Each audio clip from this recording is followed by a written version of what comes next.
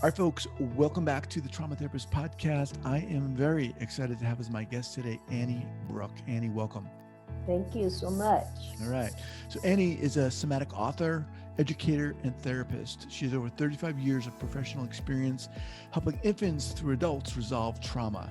She teaches courses online, the difference between shock and trauma, and she's launching 10-week healing complex trauma course April 7th. And he has worked at Children's Hospital and the Child Trauma Centers, in public schools, with gang youth, with sexually abused foster children, and she's seen families and adults in private practice since 1978.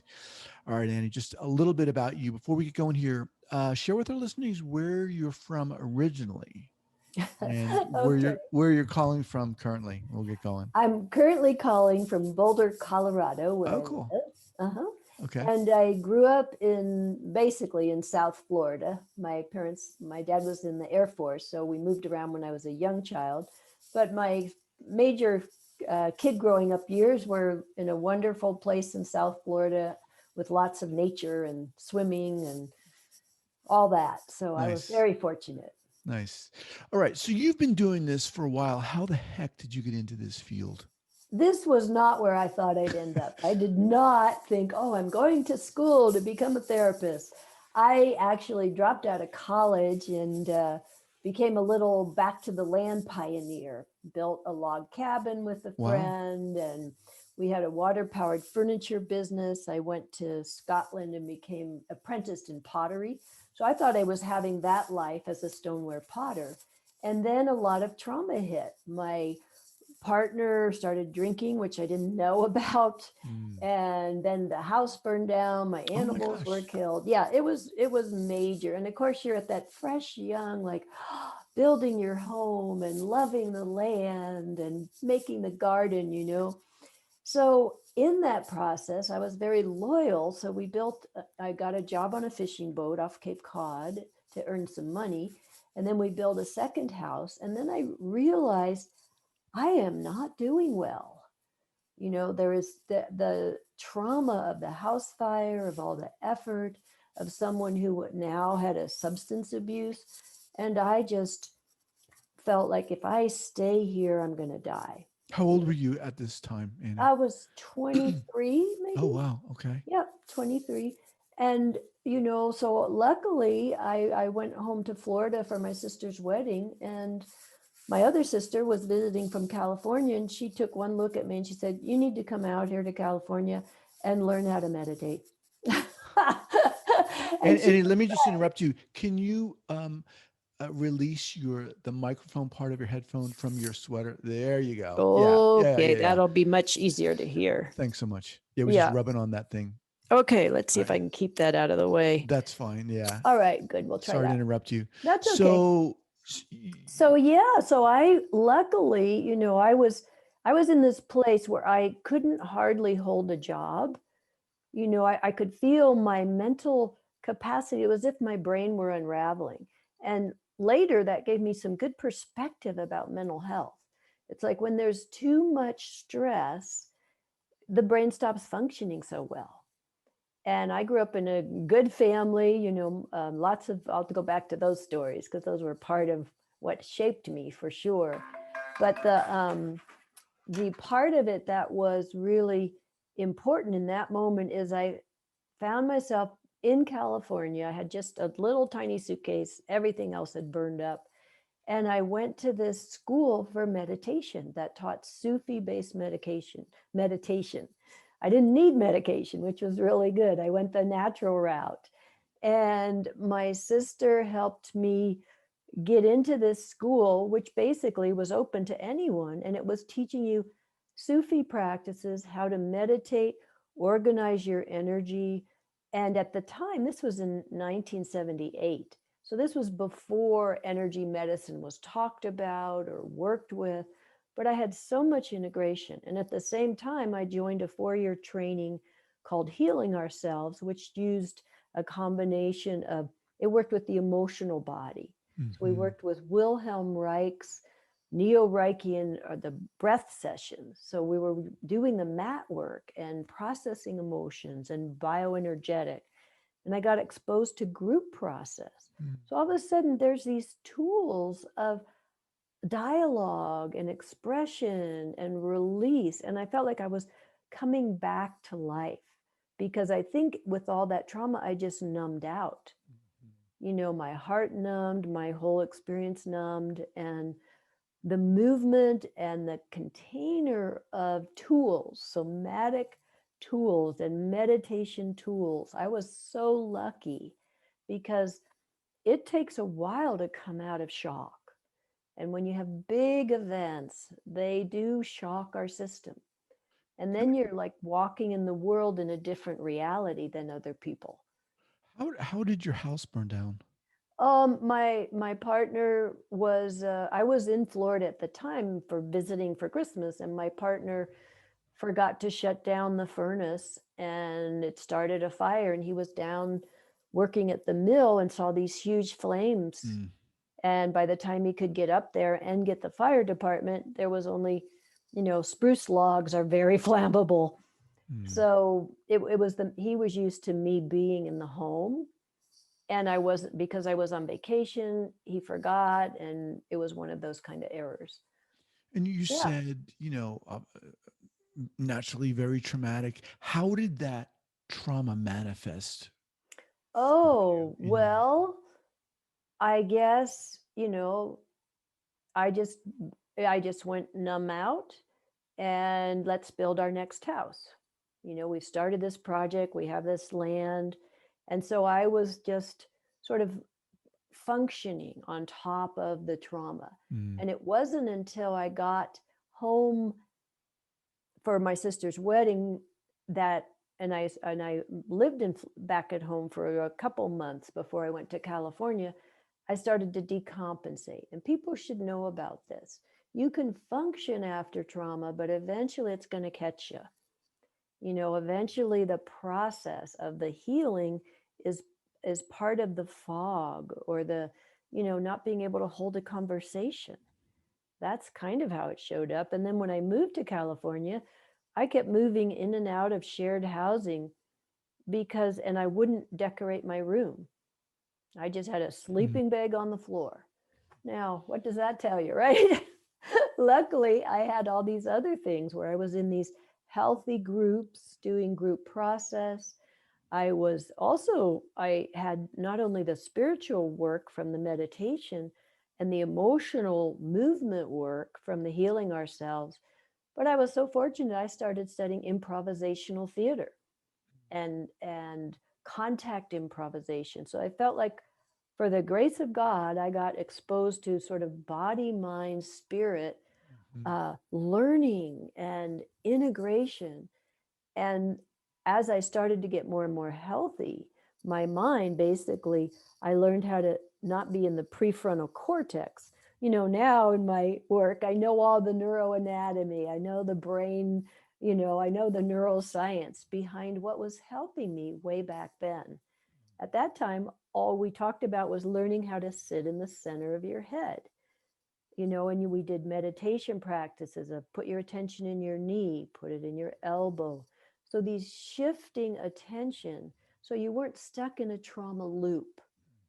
You weren't refreshing the past always, but it was clearing the field. And then luckily, because I was doing the meditation and the emotional release and the group process and the play of contact improv and movement, I was working all my channels. Aside from your sister recommending the meditation, were there other people pointing you to these other channels, or was it just your instinct? She kind of gave me some ideas of what was out there, and then it was my instinct for sure.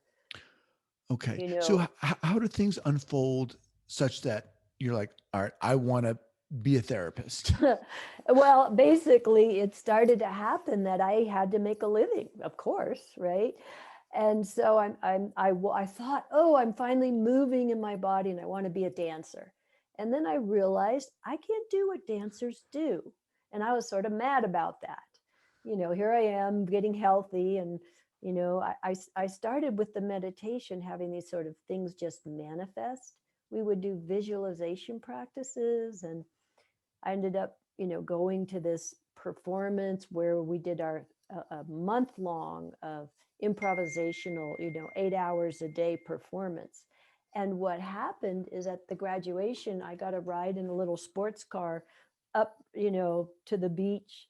And then I started seeing little sports cars everywhere. And then I found one for $300 from a friend who was selling it. Things would just unfold, a kind of synchronicity. Mm.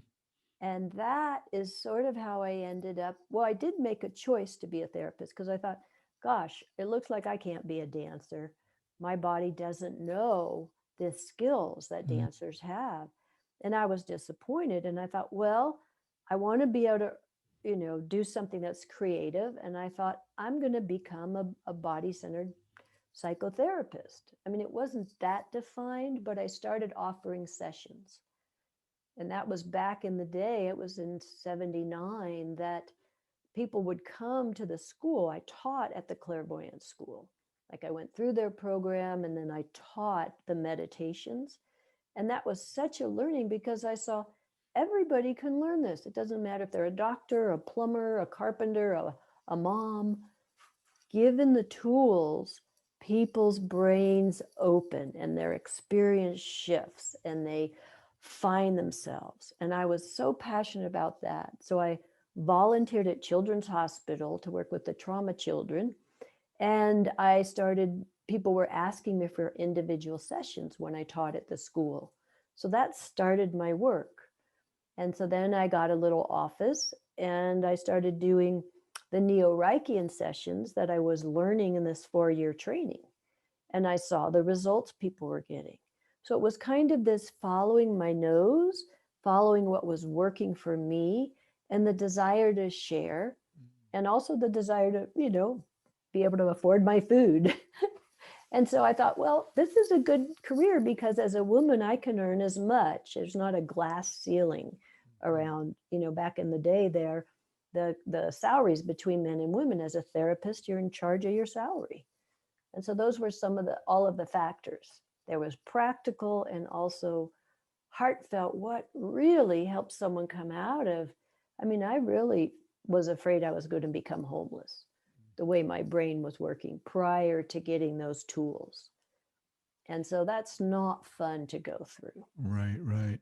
So it Yeah. sounds like you were addressing your trauma through a lot of somatic work, Mm-hmm. uh, really before the importance of, I think, right, the It somatic. was before somatic was Yeah. even known about. It was Well, time. especially the association between, or the importance of working with somatically in trauma before Yeah. that even association had been forged. Yeah. And I was lucky. I actually, I think I got the first somatic psychology degree in the country.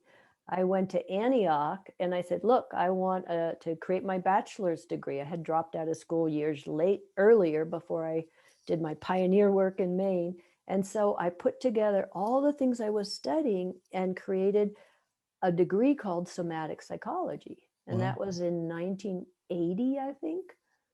And they didn't really have a degree like that, but I was able to. Antioch is supports your own learning, Mm. and I had so many skillful mentors. And then I went to JFK graduate school to get my master's in psychology, and both of my professors looked at me and said, you are thriving, already doing what you're wanting to learn. And they sort of talked me into dropping out. They said, you're doing the work, you don't need us. If it were different, we would say something different. And I was like, Mhm. okay, feet on the ground. That's how it got started. Very interesting. What you're talking about, what I'm noticing. I mean, obviously, you're a very just creative person. Um, I'm Mhm. curious. This might seem out of left field, but I'm curious about the pottery. I mean, you have artist hands. I can see them. I uh, recognize them. What, yeah. are you still doing pottery? Oh, I want to. I hope as I get towards more retirement possibility, I'll go back to pottery. But I'm not doing pottery. I'm doing painting and I'm doing singer-songwriting. Uh-huh. So I have a little, I've been working with my instruments and music. And so, yeah, but I have used my hands all my life, and that's key too. Yeah. So it's one thing, to have experienced your own trauma, gone through that and your own healing process, but it's another thing too to begin working with people who've also been traumatized. What was that like for you? Well, I didn't think of people as traumatized. I really just thought of them as people, and that I, had some skills I could share. And I think I first started sort of in when I lived back in Maine, I taught a yoga class, so I got enjoying teaching. And then when I taught at the meditation school, I loved that. Mm. And I was using movement and meditation. I called my class I'm forgetting the name. Oh, so it was about body connection. So we did body awareness and movement and breath. And then we would sit down and do personal inquiry. Hmm. Like, how do you handle your life when we were working with the sensations of the hand? When I was working with the eyes, how do you see yourself? So I was always making the link for people between their experience and their understanding. Mm. And so then I was fortunate to get jobs, the experience working with the children at Oakland's. That was a volunteer job, but I got to work with the children. And when you can apply your learning and you see the benefit, oh my gosh, that's what really set me on the path of my career. I got to work in, mental health centers. I worked with foster children, and I could see I learned so much. It wasn't just I sat in my little pedestal of my office and doled out, treatment. It's like I really got the great experience of feet on the ground, working with hard populations, real difficult life situations. And every time the same skills worked: presence, embodiment, compassion, and education. And I really think therapy is primarily education to help clear out the brain that's latched onto the trauma, the body mind. Hmm. And I was so fortunate that I was uh, in the movement arts, because that led me to Bonnie Bainbridge Cohen's work, and continuum work, where you literally, with Bonnie's work, you learn the developmental process, how the brain develops from infancy. And so I went back and crawled as a grown up. I went back and reshaped my own experiences, because I didn't know it at the time, but I read the book The Magical Child when I was 27 by Clinton Pierce. And because I was in the 4-year healing ourselves, I did my, tantrum about realizing I was not with my mom after birth. I was in an incubator. And I knew I was sort of a challenged kid, in that as a younger child, I was high arousal temper tantrum. And my mom didn't know what to do with me. My father passed away when I was 2.5, and she had 3 young kids. So she had been a social worker and went back to school for early childhood education. And fortunately, she taught us crafts and art. And then she moved us all to South Florida so we could be around nature. And her instinct to do that, I think, really helped me, because nature helped me manage. But I Hmm. remember I had this, needing to be perfect. And I didn't understand that till years later. I'm doing my understanding of the earliest impressions, pre and perinatal, which is the study of 0 to 18 months precognitive impressions. And so I was back in, the anger and the understanding of, what did I go through in the incubator? What did I go through not knowing where my mother was right when I was born? How did that shape my temper tantrums? And high arousal. So I had, it was almost like I was a living laboratory of my studies. And so and when I was 8, my mother, I remember I was playing, street softball with the neighbors, and the pitcher struck me out, and he was my friend from across the street. As soon as I struck out, I was so mad, I went up and started punching him. And my mom just took me off the street and put me in my room and said, "You don't come out till you don't have a temper." And oh my gosh, it took about 3 hours. Wow. I remember jumping from bed to bed, so furious. But she gave me limits. Mm-hmm. And sometimes parents don't know how to do that. That's why I have this free download in my library, my PDF about 1, 2, 3 magic. It's not my work, but it's the very effective support for parents, so they're not overridden by the children, but actually helping contain the children so they feel safe. And parents always say, wait, we're not supposed to give limits. We're supposed to allow our child's expression. And I would say yes, and I learned that children don't feel safe without limits when I worked with the sexually abused foster children. Because I was the creative music director, and I was giving them all this music and freedom, and they would kick at me and spit on me. And it wasn't until I got like, wait a minute, this is not working. And so I started setting limits and being real, and they started bonding with me. It's like the whole nature of they settled, they felt safe because they couldn't they couldn't, be mean. Right. They were no longer able to be the bully or be the abuser. And I was like, no, I'm here with you. And so that was an incredible learning of how to help be with children, really be present with children. Let me ask if you could share an early clinical error slash Oh, yeah. Oh, my gosh. Oh, I'm so sorry. I still send this child blessings. I was working as a therapist in the public schools, and I had, my background and my years of experience, and I was hired to be the therapist and help the children. And this one school was this little girl, and she was going to get, kicked out if she didn't behave.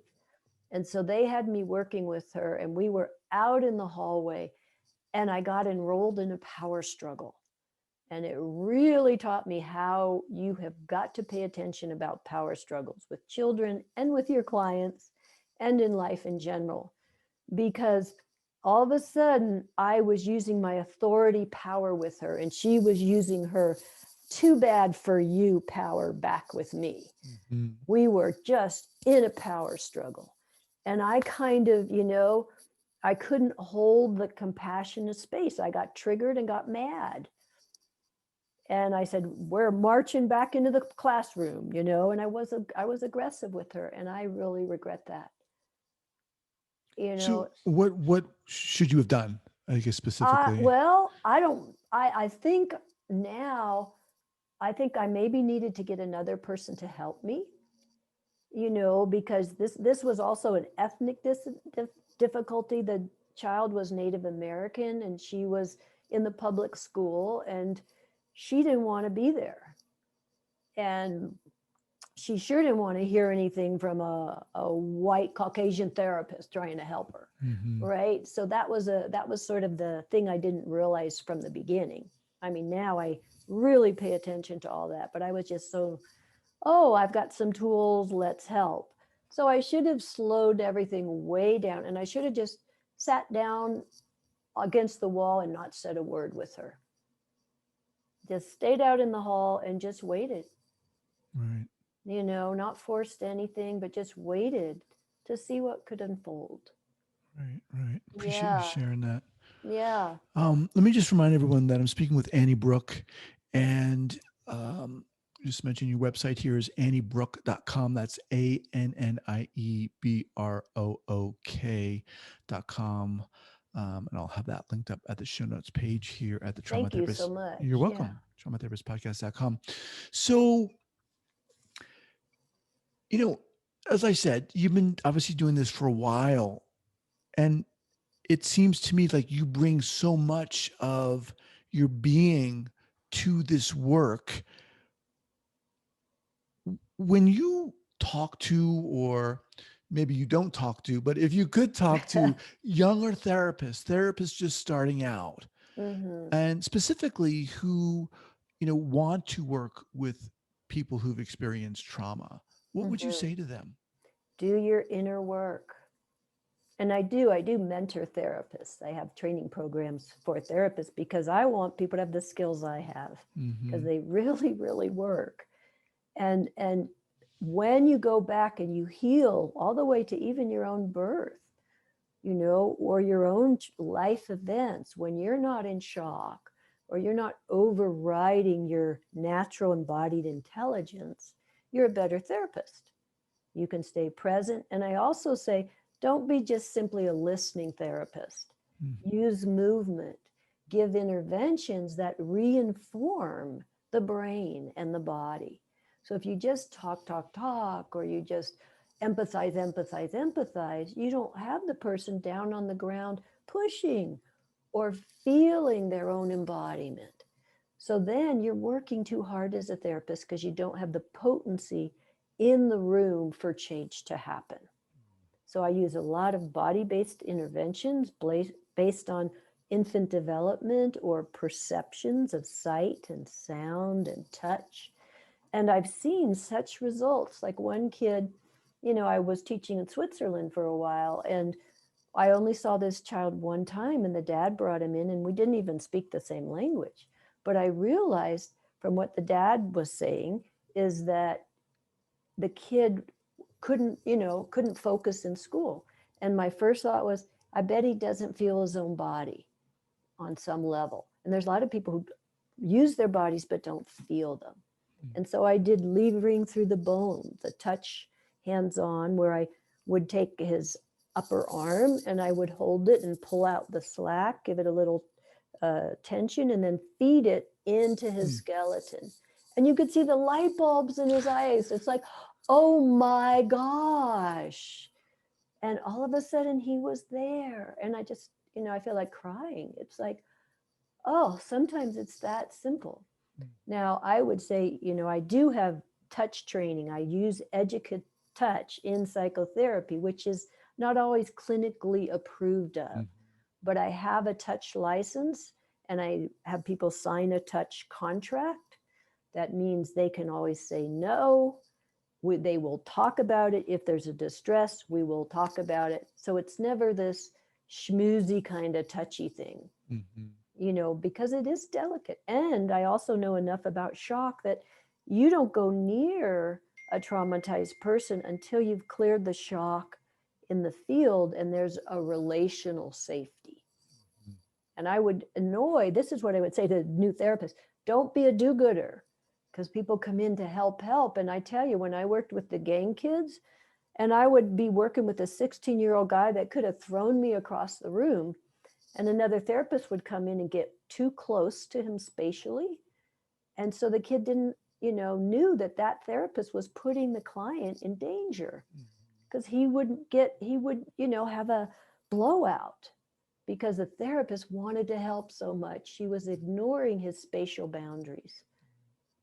And these are things you have got to know about as a therapist. Sometimes I will sit not opposite a client because we're in a sagittal plane, and that's sometimes a plane of confrontation. So I'll pull my chair up beside them, and all of a sudden they relax. Or I'll have them, if they can't, if they're thinking, I'll give them movement practices that actually interrupt and open the back of the brain. So my book, From Conception to Crawling, has lots of those resources. And then I wrote a book called Help for Sensory Challenges. Because if your client is not perceiving, and those perceptions are not functioning well, they go into shock, or they're in their head, or they're in their body but they can't feel anything. I've seen it all, really. And you kind of have to be a good detective. What is this person doing? How are they expressing? What is their internal sense of self, sense of safety? And here's where I want to say infants can make up identity beliefs. Now that's amazing. But I worked with a 6-year-old who was in the incubator. She came in because she was having meltdowns in school. She brought a little card she made, and on every page it said, bad baby. Mm. Little baby in a box with tears, bad, bad baby. And I thought, oh no, how can this be? She had a good family. Why does she think a baby is bad? Mm. And I thought about it for, I really had to think about it like, okay, bad things are happening. She has no locus of control. That's what an incubator experience is like. And the way to organize the nervous system so you don't die of terror because of chaos and not being able to orient to the mother at night or the father, she would self-attack. And so now I have a whole program of teaching people about self-attack thinking. The brilliance of the nervous system primitive level is it keeps the fight response going when you feel endangered, and it keeps a locus of control like self exists. And if you're too overwhelmed, you can go into existential shock and not even know if you exist. Mm. And that's why when you're treating, you want to know, am I treating shock or trauma? Am I treating someone who has a masochist protection body pattern, or do they have a schizoid where they fragment and scatter? So I want to know how. One of my favorite tools is the hula hoop. I have an imaginary hula hoop, and I want the client to be able to feel their spatial self, Mm. their physical self, a sense of safety and protection. And sometimes people have never known protection. So they're not going to want to come into the body. I worked with a 10-year-old whose mom brought him to me because he wouldn't put on sunscreen. And in Colorado, that's not so great. And I was working in a warm pool. That was part of my treatment method when I had a pool. And with this kid, I was floating him, and the water is a good way to feel the body. And I was floating him, and I thought, I don't really feel like you're in your body. So I asked him, I said, hey, do you think you're in your body? And he said, no, I'm on the ceiling watching you. And I was like, I thought so. Wow. And so I said, okay, let's play a game. You tell me when you think you're in your body. So I was using movement with him through the water and having him put his attention on himself and his body. And finally he said, I think I'm there. And I said, yeah, I can feel it. Wow. And that kind of reflection, if the therapist can provide that kind of education and compassion, people heal. Right. You don't want clients for years and years. Right. You want a good referral base and you want to do good work, but you want to help people heal. All right, Bonnie, as we wind down here, what's the best way for people to learn about you and your work? Because I think a lot of listeners are going to be listening to this going, oh my gosh, how do I find out what this woman Yeah. knows? Well, the simple way is to follow me on Instagram. I Okay. share little quick tools, and it's just Instagram.com/Annie Brooke Therapy. Okay. That's one way. And then Fridays, every Friday, 10 a.m. Mountain Time, I do a Facebook Live Oh, cool. where I do somatic practices, and I love sharing them. Oh, nice. Now, if people want the online courses and the real studies, you can get my books. I don't know if you can see them, but I have a bunch of books. Okay. And again, I'll And, have those linked up here at the show oh, notes page. thanks. Yeah. And I love teaching in these online courses. I lead some, they're evergreen, so you could always take them, but I Okay. lead them live, different courses. Right. And so get with me. Ideally, after COVID, I'll be teaching in person again. Right. But in the meantime, come and study, because you can learn these things. And once you get your, training wheels on enough about embodiment, because it is an immersion, then you can apply all these. And I can tell you, I have successfully run a 2-year training program, and I have people out there doing the work, and they come to me for supervision. Awesome. And Awesome. that's what I want to do, is get more and more therapists out there doing the good work. Well, you are certainly one inspiring individual. I loved chatting with you today. Thank you. Yeah, I really appreciate you taking the time.